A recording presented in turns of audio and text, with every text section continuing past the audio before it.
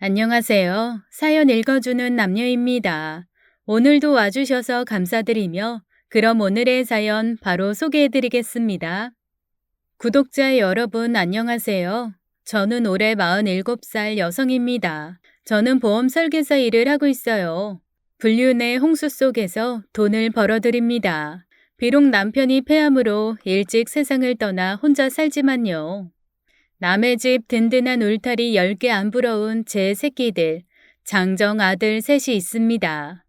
새끼들 모두 어찌나 제 남편 닮아 덩치가 좋은지 아름드리 새 그루가 저를 감싸고 있는 것 같아 늘 든든해요. 과장님은 안 드셔도 배부르시겠어요. 아드님들 세 분 같이 있는 사진 보는 것만으로도 저는 너무 부럽네요. 손대면 톡 하고 터질 것만 같은 그대, 비리갱이 같은 남편하고 살자니 저는 제가 유도를 배워야 할 판이거든요. 그나저나 여러분, 정말 세상에는 왜 이렇게 불륜 남녀들이 많은 걸까요? 먹고 살자니 그 더러운 꼬라지 할 수 없이 봐야지만요. 그 더러운 꼬라지 하나하나 쫓아다니려니 정말 구역질이 올라와 죽겠습니다. 그걸 왜 쫓아다니냐고요? 제가 보험 실적 올리는 방법이 그거거든요. 실적 높은 제가 지금 죽자고 거절하고 있는 상이 있어요. 서울 땡땡구 지원단 땡땡지점 참보험인 영업부문 은상에 추천받았는데 그 좋은 상을 계속 사양을 하고 있는 이유는 스스로 돌아봤을 때 제 양심에 걸려서예요. 보험일이라는 게 그렇더라고요. 저의 고객들이 당신들 개개인의 극히 개인적인 정보를 보험 설계사인 저에게 주는 것 자체가 저에 대한 신뢰가 있어야 가능하거든요. 과장님, 우리 신랑이 문제인지 제가 문제인지 아직은 잘 모르겠는데 말이죠. 어쨌든 제가 하는 게 좋을 것 같아서 그래요. 어쨌든 아이를 셋이나 출산해서 아무래도 탄력이 없어지니까 그거 산부인과 해주는 그 수술 말이에요. 그거 많이들 하죠? 어때요? 이런 대화까지 합니다. 제가 실적 올리는 방법이 달라지기 전에는 저도 고객들께서 믿을 수 있는 설계사였죠. 고객께서 가지고 계신 고민이나 금전 같은 걸 제게 공개하실 정도로 아주 믿음직한 저 스스로도 자부하는 모범적 루트로 실적을 올렸습니다. 그런데 둘째가 심장이 안 좋아졌어요. 그것 때문에 애가 닳고 속이 다 다르면서 저는 야비한 방법을 쓰게 된 겁니다. 아, 이것도 보험 설계 일 하시는 분이 제 방법 보고 따라하실까봐 겁이 나는데요. 절대 따라하지 마세요. 꼬리가 길면 잡히고 이거 잘못 걸리면 되로 주고 말로 받습니다. 대구 카톨릭 대학교 법학과를 나와 법에 빠삭한 우리 지점 점장님은 역시나 보험 왕이신데 제 방법을 들으시면 당장 사표를 받으실 것 같습니다. 이분은 미국에서 17년 사셨고 미국에서 보험 설계 일을 하시다가 최근에 수억대의 기본 연봉에 스카웃되어 오셨거든요. 여기에 인센티브가 붙는 분이죠. 이수민 점장님은 정말 점장 자격이 있으시거든요.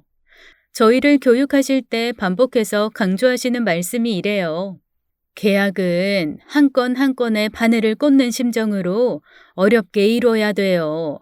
그래야 그 계약이 진실하고 소중해지거든요. 한 번 만난 고객하고는 절대로 계약하지 마세요.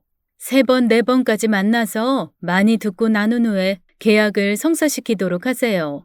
서로에게 실이 되는 게 바로 그런 계약이에요. 예를 들자면 이렇습니다. 침수된 차를 잠수함으로 불러도 될 만큼 아주 포옥 강물이나 바닷물에 장마통에 침수되었던 차를 말이에요. 불량한 양심처럼 그런 적 없었다고 팔아먹으면요. 그게 언제라도 들키게 되어 있는 게 물건이잖아요. 그런데 보험은 눈으로 보이는 게 아니잖아요. 그러니까 안 좋은 방법을 쓰려면 얼마든지 악질적인 방법과 거짓말이 가능한 게 이 세계예요. 저 둘째 아들이 신장 문제로 첫 입원을 하고 친정에서 칠순 중반이신 친정엄마가 와서 병원에 붙어 계셨죠. 둘째 입원하고 제가 한 일은 불과 일주일 전에 강서구 목동 땡땡 호텔 앞에서 우연히 마주친 제 오래된 고객에게 카톡을 보내는 일이었어요. 그녀가 내연남과 호텔 안에서 나오는 것을 직접 목격한 게 행운이라고 불러도 될지 모르겠는데요. 그렇게 그 고객이 저를 불러 가장 큰 보험 두 건을 동시에 들어주고 난 후 저는 제 고객들 중 여성을 먼저 공략했습니다. 골프를 치시는 분들로 가장 큰 테두리로 잡았고 그 안에서 산부인과 검진을 자주 받으시는 분들 그리고 가정주부신데 유독 차량 문제로 콜을 많이 하시는 분들을 먼저 쫓아다녔습니다. 10명 중 5명은 내연남이 있더군요. 그리고 난 후 두 분이 즐기고 계신 호텔 밖에서 나오길 기다려서 바로 현장을 동영상을 찍죠. 그렇게 찍힌 분들은 보험 작은 것부터 큰 것까지 두세 개는 바로 들어주십니다. 이 짓을 하려면 체력이 좋아야 해서 저는 이 방법을 사용하고 난 후 열심히 운동을 합니다. 헬스를 다녀요. 불륜녀들이 10명 중 5명이라니 놀라실 테지만요. 이게 현재 대한민국의 현실입니다. 대한민국은 간통죄가 폐지된 후 불륜 국가라고 봐도 무방해요. 제가 지금 하고 있는 실적 방법에 효율을 올리기 위해 여러 노력을 하고 있는데요. 고객 중에 탐정이라는 분들하고 식사도 자주 하고 음식 배달 장사하시는 고객들하고 식사를 자주 하면서 이야기를 많이 나누거든요. 중국집 하는 분 이야기가 짜장면을 배달받아 가보잖아요. 10명 중 한두 명은 거의 속옷만 입고 문을 열어준답니다. 그래서 기웃이 들여다보면 다른 한 명은 침대에서 거의 발가벗은 상태에서 핸드폰을 하고 있는 게 90%라네요. 그건 불륜이라는 이야기죠.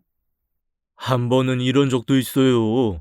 짜장면을 시켜놓고 그 사이에 남편하고 흥신소가 덮친 거예요. 그래서 제가 배달을 갔잖아요. 가니까 난리가 난 거예요. 물론 흥신소 사람들은 행인 역할을 할 뿐이죠. 이게 끼어들면 안 되니까요. 안에 상간남이 도망가요. 오히려 막 큰 소리를 치면서요. 그럼 못 가게 잡아서 호텔 안에 집어넣어요. 남편이 상간남에게 각서를 쓰라고 합니다. 다시는 안 만난다고요. 이게 우스운 거 같죠? 100이면 100명 다 쓴다고 모텔 주인이 그러더라고요. 이 긴급한 상황에서 어떻게든 벗어나야 하니까 그 우습게 보이는 각서를 쓴다는 거예요. 다시 안 만날 테니 우리 회사에만 우리 와이프에게만 알리지 말아달라고요.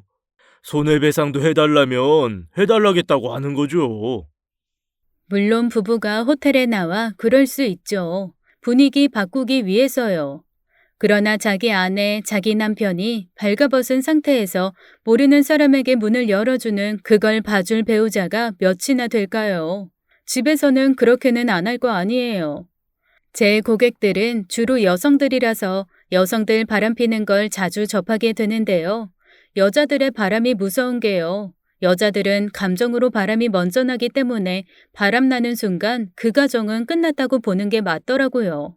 다른 남자가 좋아진 순간 남편하고는 못 산다는 거예요. 자식이요? 남자들은 대체로 자식이 있으면 가정 못 버립니다.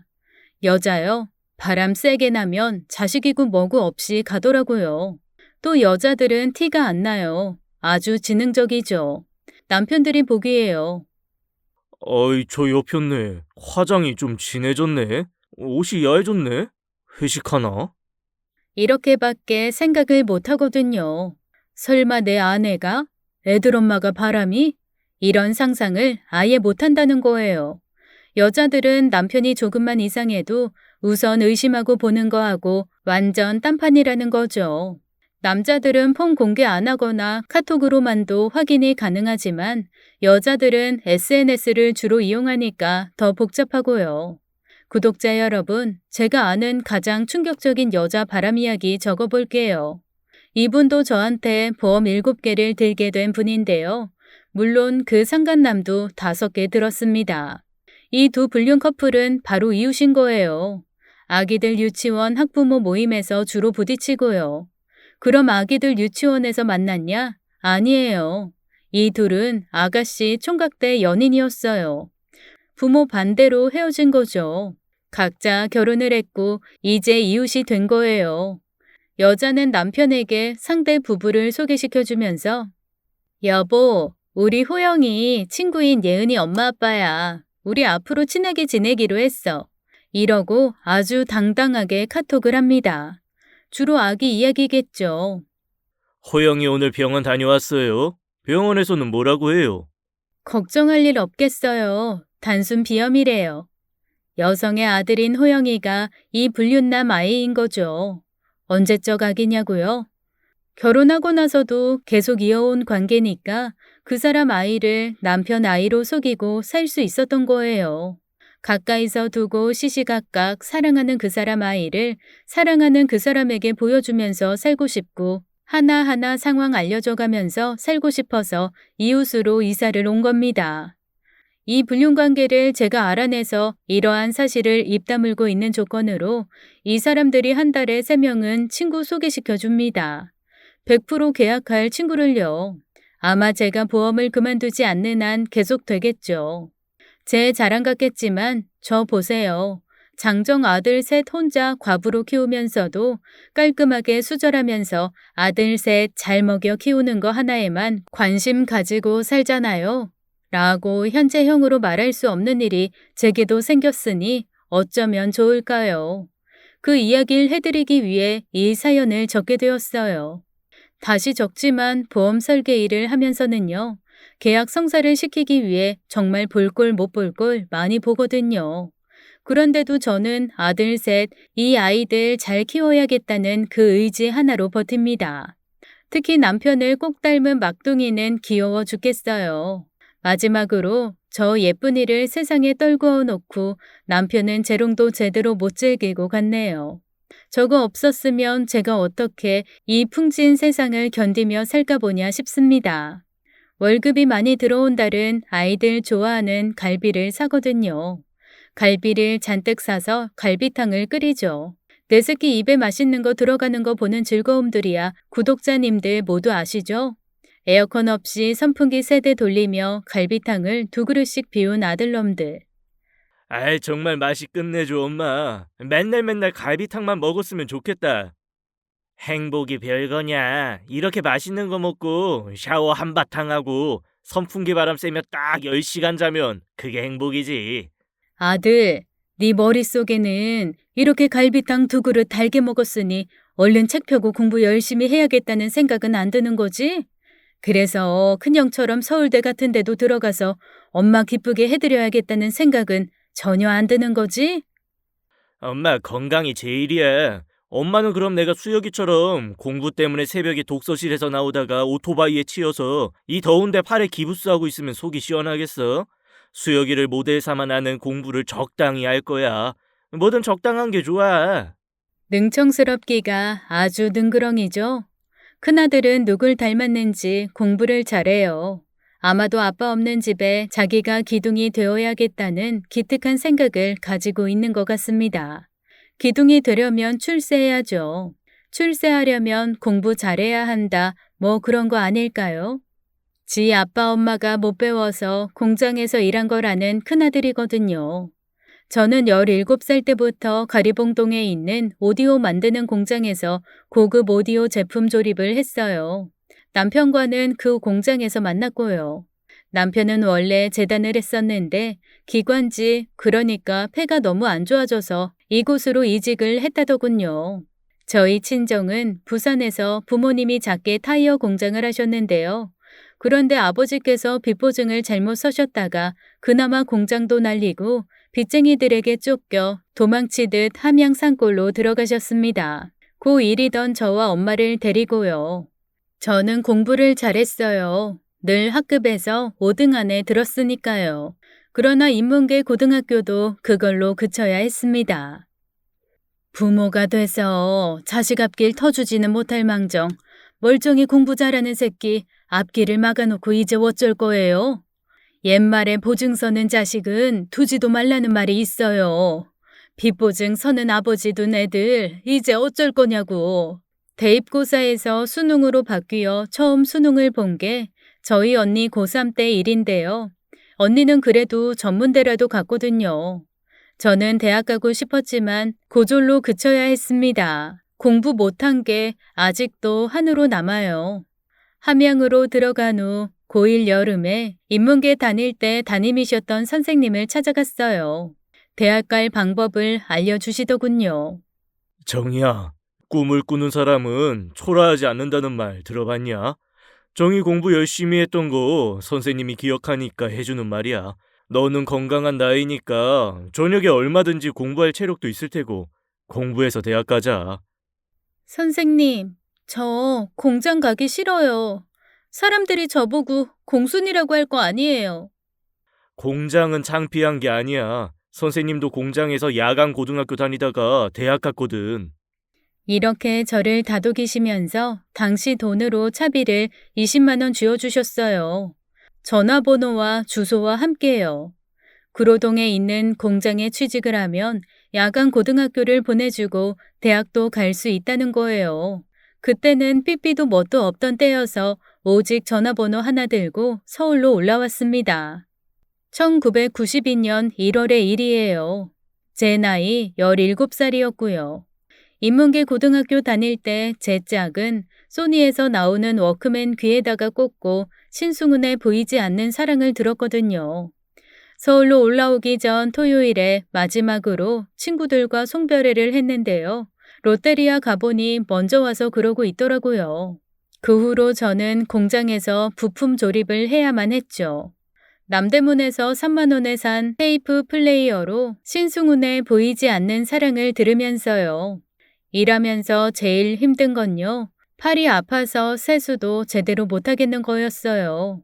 쉴 새 없이 돌아가며 저의 청춘을 옥죄던 컨베이어 소리는 아직도 제 악몽 속에 종종 나오는데요.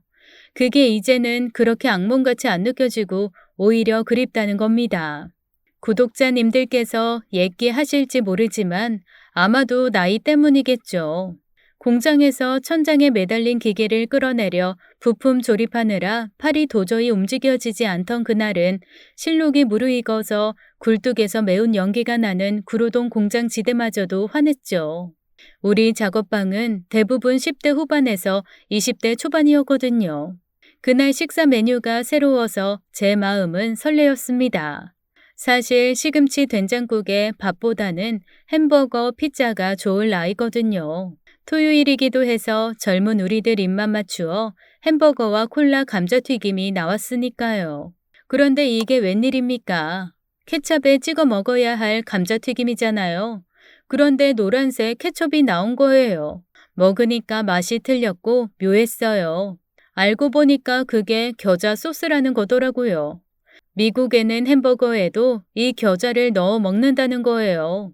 이걸 알려준 사람은 제 맞은편에서 햄버거를 미국 사람이 먹는 것 같이 세련된 모습으로 먹는 청년 오빠였어요. 제가 노란 소스를 이상하게 쳐다보면서 옆에 동료에게 이거 먹으라는 거야, 말라는 거야? 되게 기분 나쁜 색이잖아. 냄새는 또 왜 이렇게 매워? 케찹에 찍어 먹는 것보다 서너 배는 맛이 있어요. 한번 먹어봐요. 그리고 남은 소스 반을 덜어서 햄버거 속 패티에도 발라서 먹어봐요.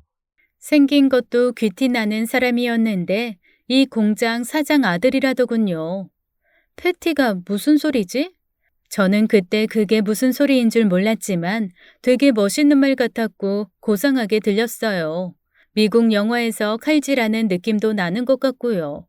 제게 노란 소스 먹는 방법을 알려준 그 사람은 의과대학을 다니고 있는데 주말을 이용해서 아버지 공장에 봉사활동 왔다는 겁니다. 사장 아들인 거예요. 그러니까 건강 안 좋은 직공들에게 실습 봉사하는 겁니다. 그래봤자 입으로 말로 이러이러한 병원에 가봐라 정도지만요. 17살 소녀 눈에 이 의과 대학생은 눈부셨습니다. 낙엽 굴러가는 것만 봐도 울고 웃는 나이에 오죽했겠나요. 같이 어울려서 점심도 먹고 가끔은 일 끝나고 순대볶음 먹으러 신림동에도 가는 친구들 중에 훗날에 결혼한 제 남편도 있었습니다. 제게 호감을 표시하는 이 사람도 저와 같은 처지였어요. 22살 이제야 검정고시로 고등학교 절차를 밟는다고 하더라고요. 주제에 제 처지는 생각 안 하고 물론 눈에도 안 찼죠. 낮에는 공장일, 저녁에는 야간 고등학교, 죽어라 공부해서 삼류대학이지만 대학을 합격해놓고 저는 또 한 번 좌절을 겪어야 했어요. 정희야, 어쨌든 집은 팔았으니까 그렇게 걱정은 하지 말고. 그럼 엄마는 지금 어디 있어요? 이모 집에 있어. 이모부가 당장 있을 월세방 알아보고는 있는데 어떻게 되겠지. 아버지가 사업 그렇게 되시고 술만 자시다가 음주운전으로 사고를 내신 거예요. 전문대 1년 다니다가 그만둔 언니가 벌어서 보내준 돈, 제가 벌어서 보내드린 돈으로 술만 자신 거죠. 합의금 물어주느라 함양찜 날리고요. 아이고, 이 이야기는 하기도 싫으네요. 무슨 지질이 궁상 반복되는 레퍼토리 같고요. 사장님, 사모님은 요리 연구 가셨어요. 가끔 공장 식당 메뉴 정해주시느라 오시고는 했는데 그때 저를 눈여겨보신 거예요. 눈망울도 똘망똘망하고 몸도 재바르고 밝고 명랑해서 좋다고요. 집에 와서 살림해주고 내 요리 심부름 좀 하고 그러기만 하면 돼. 사장님하고 오빠는 아침 빼고 다 밖에서 먹다시피 하니까 밥하는 건 힘들지 않을 거야. 내가 지금 빠릿빠릿한 조수가 급해서 그래. 공장 그만두고 집에 와서 살림도 해주고 당신 개인 비서 하지 않겠냐고 하시는 거예요. 쉽게 말하면 입주 도우미인 거죠.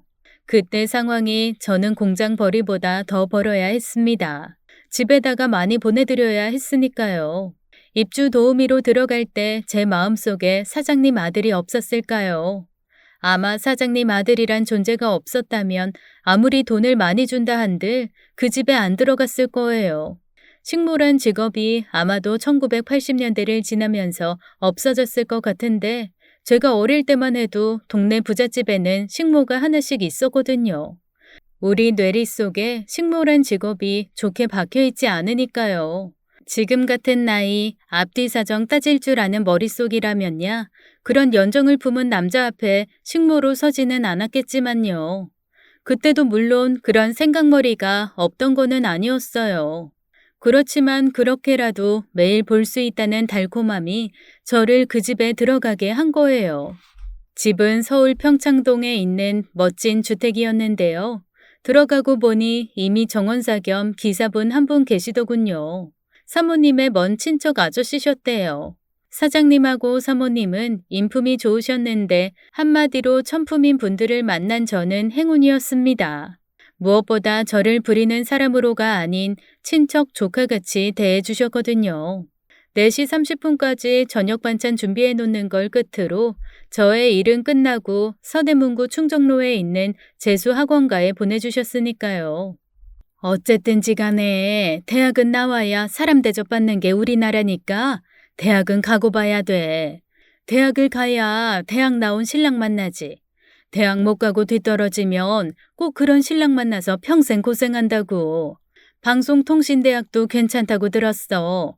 4년제로 편입되니까 말이야. 학원비는 물론 교재비 다 대주셨고요. 월급은 꼬박꼬박 모조리 고향집에 다 보낼 수 있게 해주셨어요.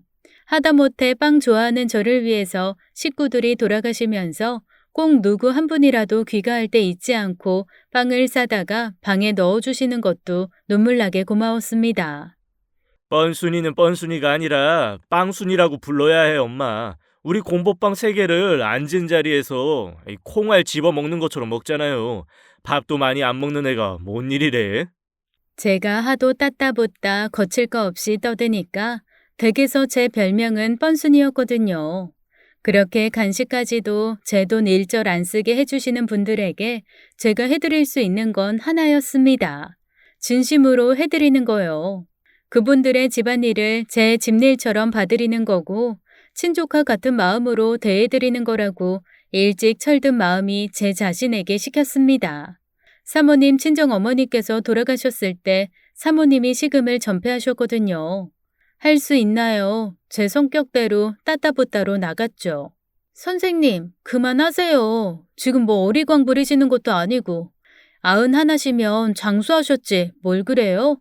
곱게 안 드시고 물하고 미숫가루만 드신 지 지금 일주일 넘으셨어요. 자요. 얼른 수저 드세요. 선생님이 이러시니까 사장님도 많이 드시고 싶으신데 선생님 눈치 보시느라 밥도 제대로 못 드시고. 이게 뭐냐고요.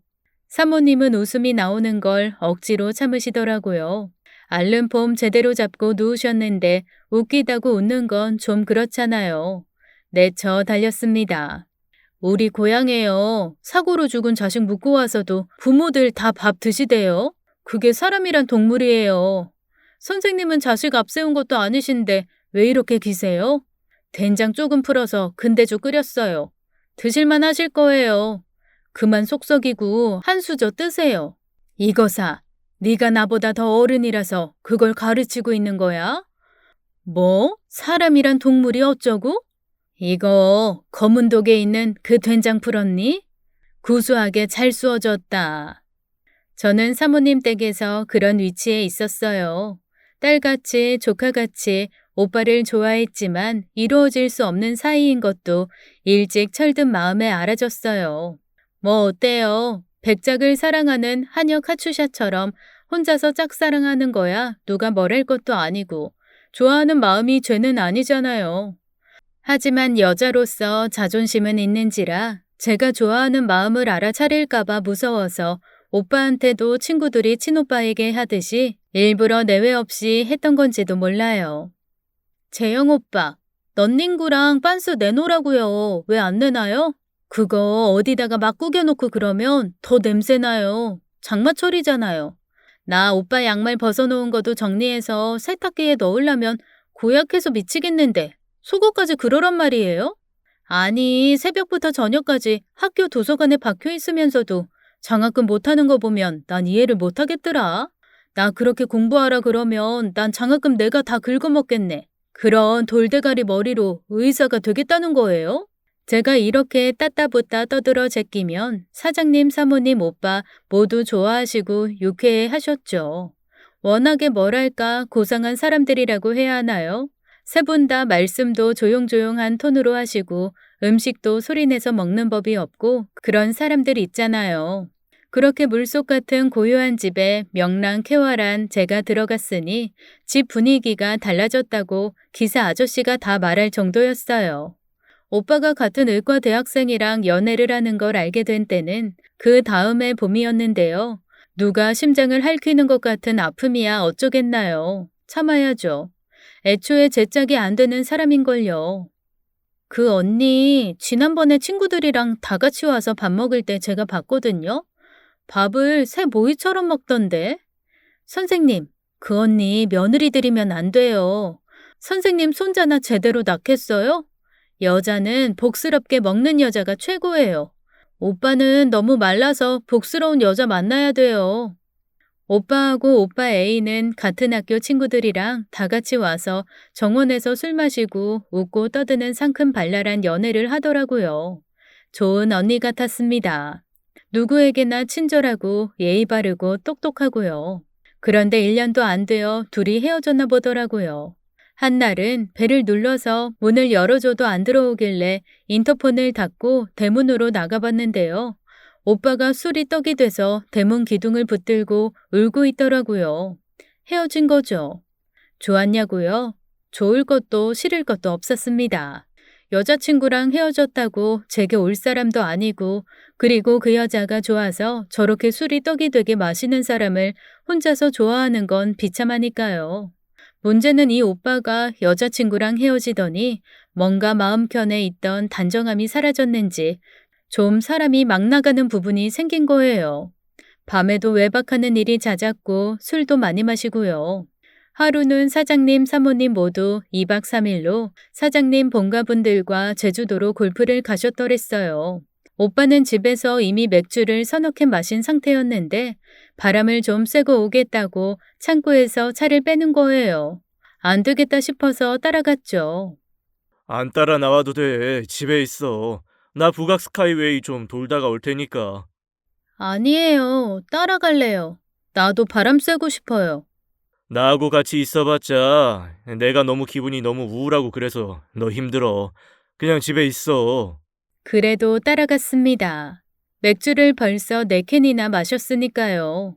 말없이 운전하는 오빠 옆에 앉아서 눈치만 슬금슬금 보다가 물었습니다. 오빠, 아직도 그 언니 좋아해요? 왜 맨날 우울해요?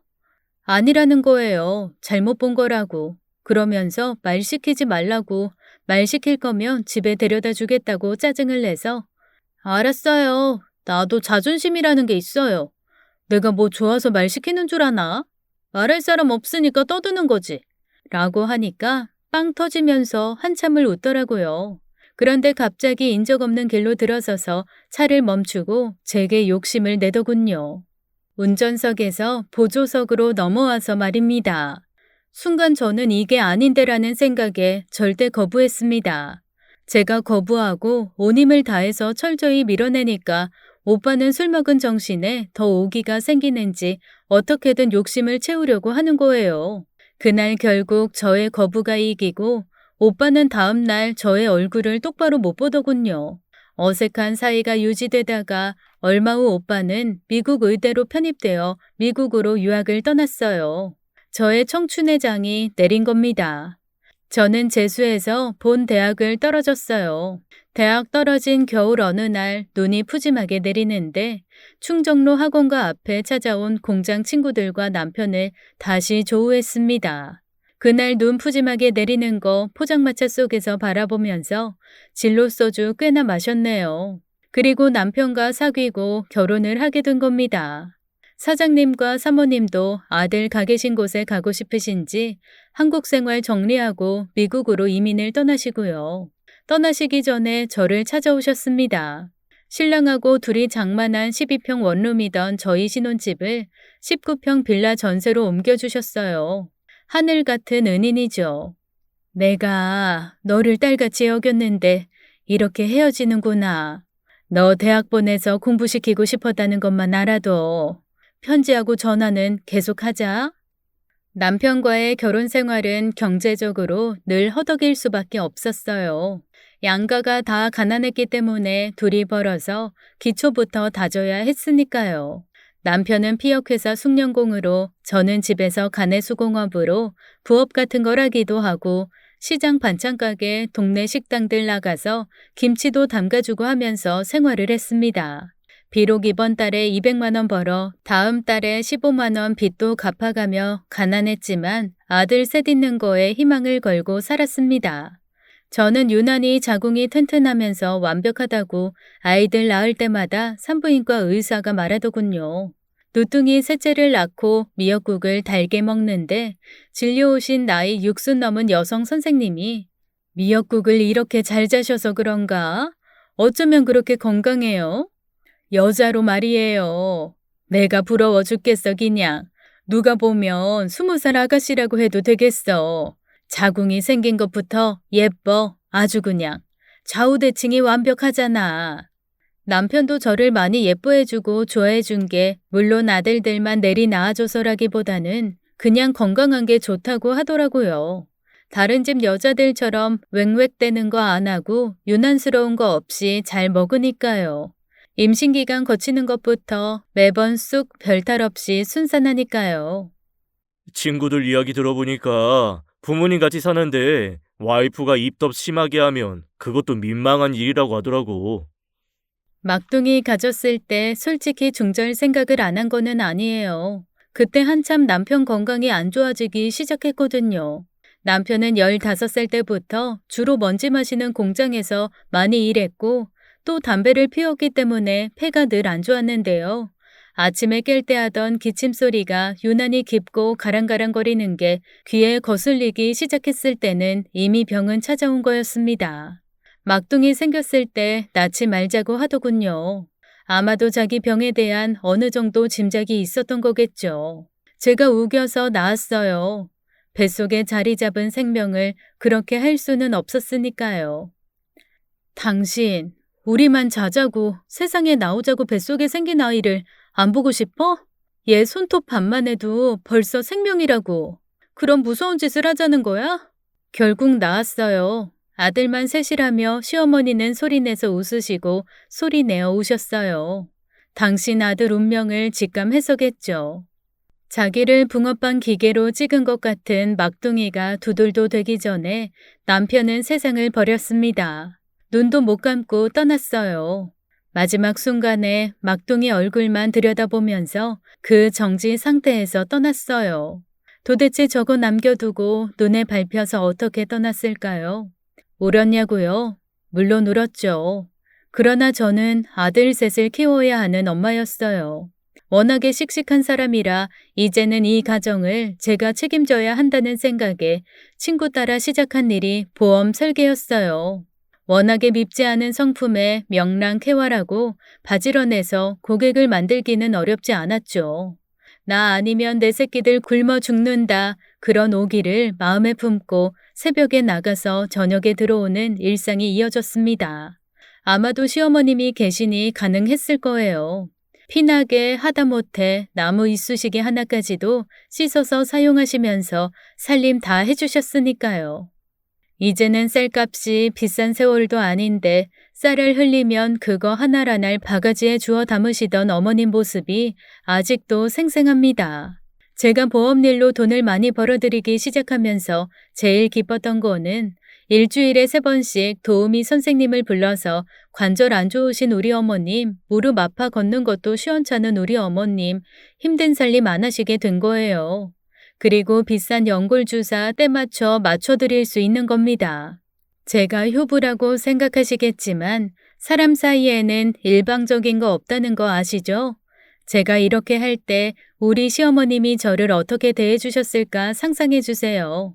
저 고객들 만나느라 밤낮 없이 돌아다녀 저녁 10시에 들어가도 노인네가 아픈 무릎 쩔룩이면서도 절대로 찬밥 안 먹이셨거든요. 밖에밥 조미료 덩어리라 살로 안 갈 뿐 아니라 한 푼이 새롭다시며 도시락 싸주셨거든요. 그리고 남편 없는 과부 자리, 새끼들 아직 자라기 전인 제게 어머니께서 든든한 울타리가 되어주셨으니까요. 자, 이제는 성당 신부님께 죄를 고백하듯 중년에 제게 닥친 불륜 유혹에 대해 말씀드려야 할 것 같습니다. 갱년기가 빨리 찾아온지도 모르겠다는 생각과 함께 혹시 자궁 근종일까 의심이 되어 병원을 찾았더랬어요. 대학병원에 이제 접수시키고 의료진들 점심시간과 겹쳐 진료 시간까지 많이 남아서 커피를 마시러 1층으로 내려갔습니다. 1층 커피숍에서 커피하고 빵을 먹는데 웬 멋진 중년 아저씨가 저를 유심히 바라보는 거예요. 여자 빵 먹는 거 처음 보나 생각하며 빵을 먹는데 제게 찬찬히 다가오더니 장난치듯이 이리저리 살피는 거예요. 야, 어떤 토실토실 뽀얀 아줌마가 그렇게 빵을 콩알 집어먹는 것처럼 집어먹나 했더니 이게 누구야? 아이, 뻔순이었구나. 세상에 사장님 때 귀한 아들 재영 오빠였습니다. 의사 가운에 색실로 표시된 글자를 보니 산부인과 닥터였어요. 27년 만에 만남이었습니다. 세상에 온갖 예쁜 종소리들이 제 귓가에서 흔들리는 것 같더군요. 사실 남편하고 연애할 때도 그냥 포근하고 든든한 느낌에 사귀고 결혼했지 이런 느낌은 없었어요. 오빠는 한국에 들어온 지 8년 됐고 이 대학병원에서 과장으로 근무하고 있다고 했습니다. 급하게 반가운 인사를 주고받고 그래서 산부인과 진료 받으러 온 거야? 이야, 내 환자는 설마 아니겠지? 웬걸요. 산부인과 교수 셋 중에 하필이면 오빠인 거예요. 처음에는 그냥 돌아가려고 했습니다. 도저히 오빠에게 산부인과 진료를 받을 수는 없었으니까요. 그런데 오늘 일부러 시간 내서 온 거고 오후부터 계속 잡힌 미팅 약속도 그렇고요. 또 한편으로는 의사하고 환자인데 뭐 어때? 오히려 더 잘 봐주겠지. 하는 마음도 있었습니다. 진료 때문에 돌아가는 모습 보이면 아직도 그 시절 촌스러운 수준의 정의라고 생각할 것 같더라고요. 그러니까 나도 이제는 사회에서 인정받고 있는 만큼 세련된 사고력을 가진 사람이다라는 걸 보여주고 싶었는지도 모릅니다. 진료 때 초음파를 직접 오빠가 봐주었는데요. 봐주면서 예전에 그 나직한 목소리로 말하더군요. 누가 너 보고 47살이래. 너 정말 건강하다. 출산 3번 한 여자는커녕 20살 아가씨 같다. 다행히 자궁 근종 같은 게 아니었나 보더라고요. 피곤할 때 흔히들 나타나는 염증이니까 염증약 며칠 처방해주겠다고 하더라고요. 네 여성은 월세도 아니고 전세도 아니고 단순히 아파트도 아니고 시가 100억은 나가는 고급 저택이라고 보면 돼. 그래서 체크는 자주 하도록 하고, 아이, 뻔순이 남편은 좋겠다. 지금도 낳자고 하면 넷째 낳아봐. 요즘 늦둥이 낳는 게 유행이잖아. 말없던 오빠가 이렇게 길게 말하는 것도 아마 환자로 대해주는 거겠지만요. 옛날에 저를 그렇게도 밤에 잠 못 들게 하고 때로는 슬픈 울음에 빠지게 했던 사람으로부터 이런 칭찬을 들으니 설레더군요. 저녁에 특별한 약속 없으면 저녁 먹자고 하는데 그동안 어떻게 살아오셨는지 궁금해서 응할 수밖에 없었어요. 사모님은 미국으로 이민 가시고 저도 이래저래 먹고 살기 바쁘다 보니 자연히 연락이 끊어졌었는데 오빠를 보자마자 제일 먼저 물었던 건 사장님과 사모님 소식이었어요. 그냥 신앙고난 하시다가 두 분 앞서거니 뒤서거니 떠나신 게 9년 전이라고 했습니다. 좀 더 사셨어야 하는데 무슨 일인지 모르겠네요. 머리 검은 짐승 거두어봤자 헛것이라더니 딱 제가 그 꼴이에요. 돌아가신 줄도 모르고. 그날 저녁 고객하고 미팅도 취소하고 오빠와 사케와 스시를 먹는데 오만 감정이 다 돌더군요. 네 생각한 적 없냐고? 아이, 왜 생각 안 해? 와이프 된장찌개 한 수저 먹었는데 이게 국인지 뭔지 짜증날 때 이 정이 된장찌개는 갈갈하고 끝내줬는데 또 침대 시트가 꼬깃꼬깃 꼬질꼬질할 때 아이, 정이는 시트를 늘 눈부시게 만들었고 사각 바로 접어 갈아 끼웠는데 그렇게 생각했었지. 그러는 거예요. 서글픈 마음이 들었습니다. 그러니까 고작 시트가 꼬깃꼬깃할 때나 제 생각했다는 거잖아요. 저는 사방에 꽃이 피어날 때, 장마 때, 눈이 푸짐하게 올 때 아주 가끔 생각하며 살았거든요. 오빠는 사별했다고 했습니다. 한국에서 연애하다가 헤어진 그 언니랑 미국에서 재회해서 결혼했었다는 이야기를 듣는데 나는 한국에서 때로는 네 생각하며 살았는데 너는 그 언니와 미국에서 기어이 재회해서 결혼해서 행복하게 살았구나. 이런 말도 안 되는 시기랄까, 심술이랄까, 질투랄까, 묘한 감정이 생기는 거예요. 다른 여자였다면 안 그랬을 것 같은데 말입니다. 한때 제가 질투했던 여자니까요. 그러나 그러면 뭐예요? 이미 이 세상에 없는 사람인데요. 미국이야 워낙에 교통사고가 흔한 나라인 건 알고 있었지만 그 여자가 교통사고가 나서 떠났다네요. 그것도 31살에요. 재혼 안 하고 혼자 산다는데 그럼 한평생 수절하며 살아왔다는 거잖아요. 저도 사별한 걸 알더니 오빠가 갑자기 허둥대는데 보기에 그닥 나쁘지 않았습니다. 오빠와 그렇게 시시로 만나며 저녁 먹고 나중에는 영화도 보고 친구처럼 어울렸어요. 하루는 막내 운동화를 사주어야 할 일이 있어서 회사 앞으로 불렀는데 오빠하고 합석을 하게 되었습니다. 안 그래도 아들 셋 사진을 모두 보여준 적 있는데 있는 그대로 엄청난 부러움을 표시하더라고요. 자기는 자식 없이 그것도 아내 없이 혼자 살아온 세월이 너무 억울하다고요. 미국은 한국처럼 핏줄에 대한 애착이 심한 나라가 아니라서 입양도 많이 하는데 한국 핏줄은 안 그렇잖아요. 그래서 미국에 있을 때는 자식 없는 게 그렇게 속이 상하지 않았는데 한국에 나와 보니 꼭 자기만 빙충이 같은 것 같고 어디 하나 모자른 것 같고 그런 기분이 들더래요. 그래서 말인데 좋은 여자 있으면 소개해주라. 나이 있어도 상관없으니까. 너처럼 착하고 예쁘고 또 건강한 여자, 아니, 자식 낳아줄 만한 사람. 어쨌든 그날 제 막내를 본 오빠의 표정은 경탄에 가까웠습니다. 이런 아들 하나만 있다면 물건이라 살 수만 있다면 재산 다 주고라도 바꾸겠다고 하더라고요. 그런 소리 하는데 참 안타깝고 동시에 먼저 떠난 제 남편 생각이 나는 거예요. 똑같이 가난했던 남편 고향 친구가요. 고향에서 해먹던 막국수를 주 메뉴로 하고 곁두리로 육전 넉점 내놓은 식당을 테이블 8개 놓고 시작했답니다. 그게 대박이 나서 4년 만에 서울 외곽에 건물 사서 이전했다며 거기 개업하는데 다녀온 날의 일이에요. 얼큰하게 취해 양말을 내던지면서요. 그럼 뭐해? 새끼가 없는 걸. 돈 모으면 뭐해? 재산 물려줄 새끼 하나 없는 걸. 나 봐. 나는 돈 없어도 범의 장따리 같은 아들만 둘이잖아. 그게 모자라다고 지금 뱃속에 저렇게 또 한 놈 들어있잖아.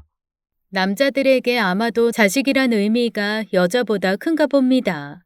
어쨌든 그날 오빠는 제 막내에게 그지없이 다정한 모습을 보여주더라고요. 때때로 막내를 데리고 나오라고 해서 셋이 같이 만나 밥 먹고 야외 공원도 가고 자전거도 타러 가고는 했습니다.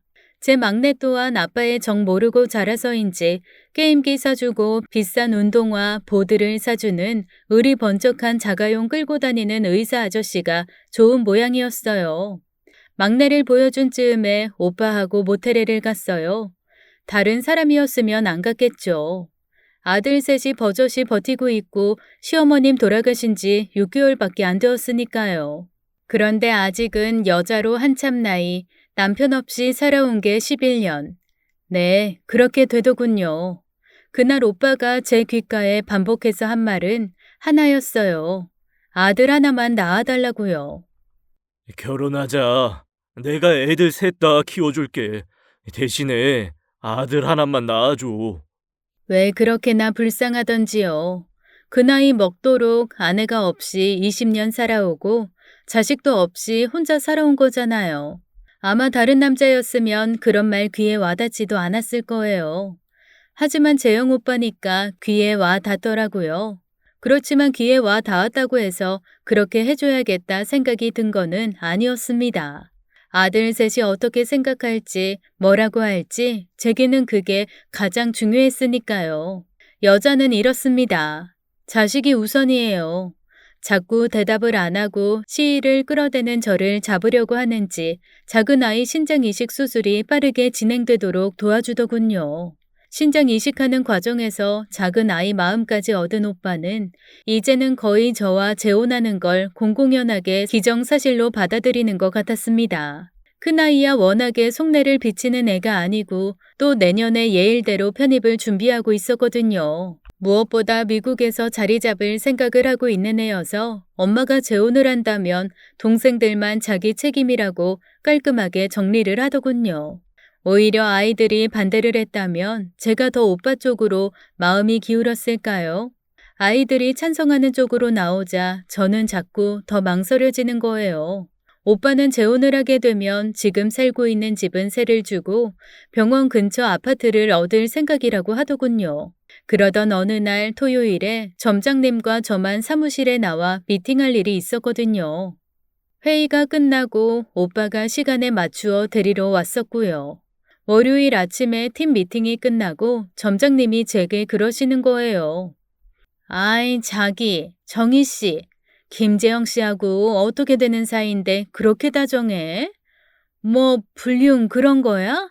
에잉, 설마. 말투가 우선 저렇게 비릿한 것부터 기분이 나빴고요. 아무리 부하 직원이지만 할 농담이 있고 안 할 농담이 있는데 확 치받더군요. 물론 제가 점장님 몰래 불륜 커플들 쫓아다니며 계약을 성사시켜서 자격지심이 있어서였는지도 모르겠네요. 점장님, 저를 어떻게 보고 그러세요? 결혼할 사람이에요. 헐, 가만히 있어봐. 헐, 뭐래?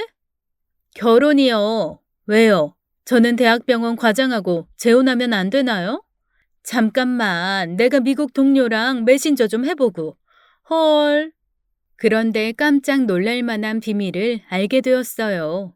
재영이 오빠 와이프가 버젓이 살아있었던 거였죠. 이수민 점장님, 미국에서 보험 설계사로 근무하실 때 재영 오빠 아내 보험 처리를 해준 게 점장님이셨답니다. 당시 교통사고로 인해서 척추를 다쳤고 그로 인해서 한쪽이 편마비가 되었대요. 그러니까 한쪽 팔하고 다리가 마비되는 증상인데 거동도 못하니까 생활이 안 되는 거죠.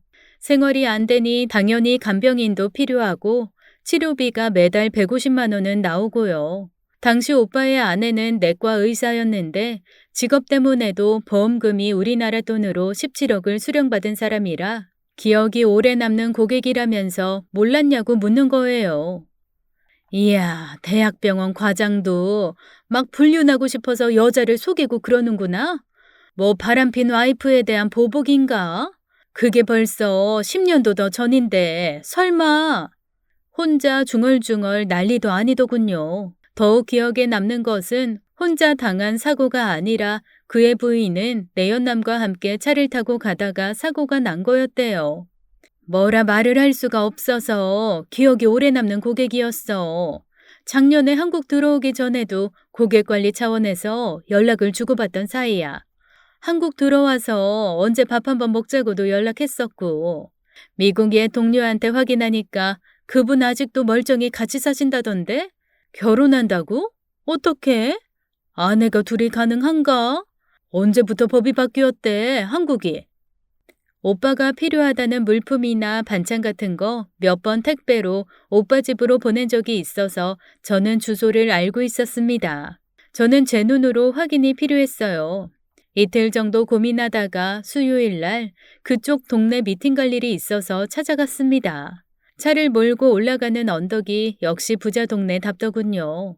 전직 대통령 집이 있는 동네라 그런지 경비도 삼엄했고요. 배를 눌렀더니 도우미님인지 간병인인지 모르겠지만 얌전한 목소리의 아주머님이 인터폰을 받으시더군요. 실례합니다. 여기 집주인이 김재영 과장님이시죠? 김재영 과장님 부인 계시면 이렇게 전해주세요. 예전에 김재영 과장님 부모님 집에서 일하던 이정희라고요.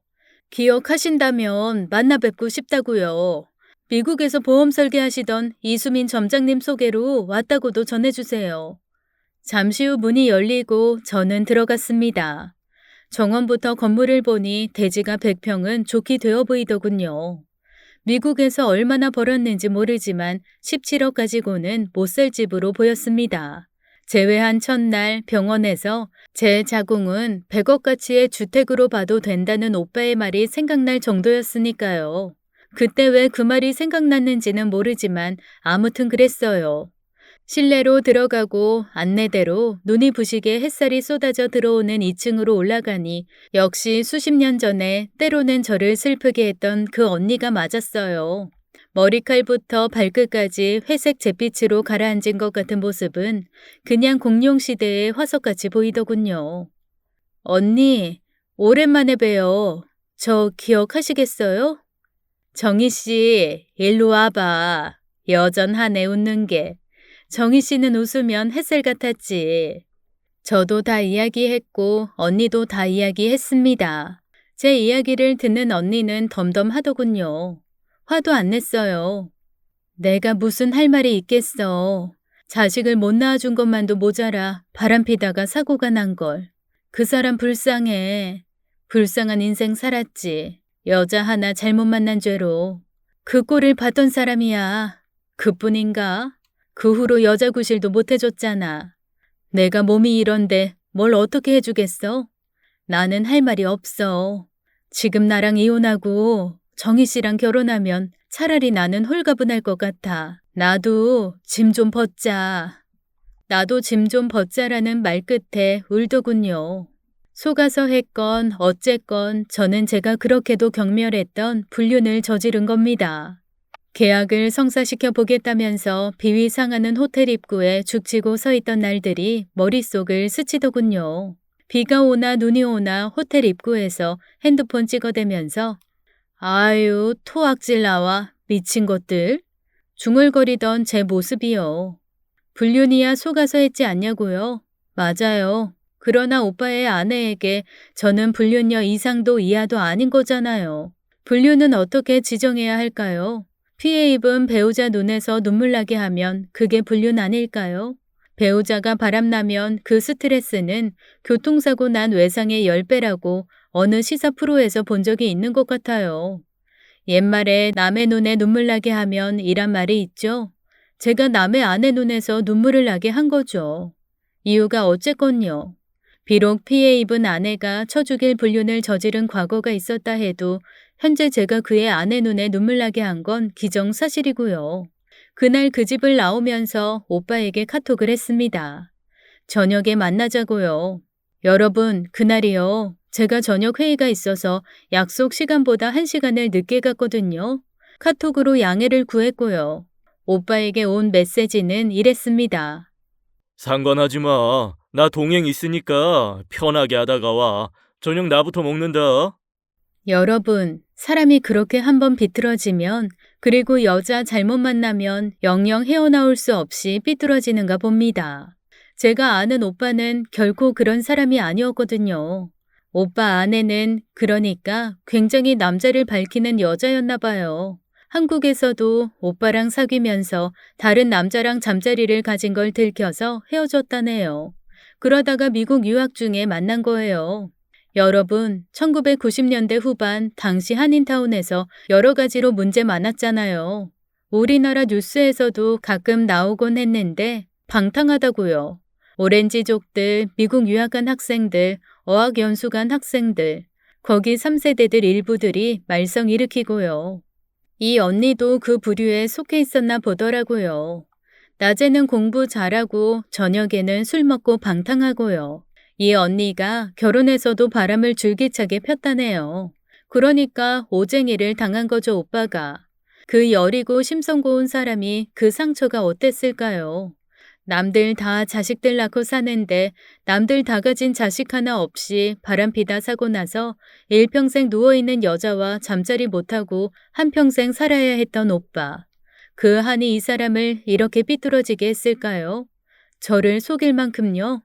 그런데 오빠의 그 상처는 가장 무서운 방식으로도 드러나더군요. 그날 식사 자리예요. 한정식 집이었는데요. 제가 9시쯤 갔더니 우리 집 막내가 테이블을 앞에 두고 옆으로 비스듬히 기울어져 정신을 잃고 쓰러져 있는 거예요.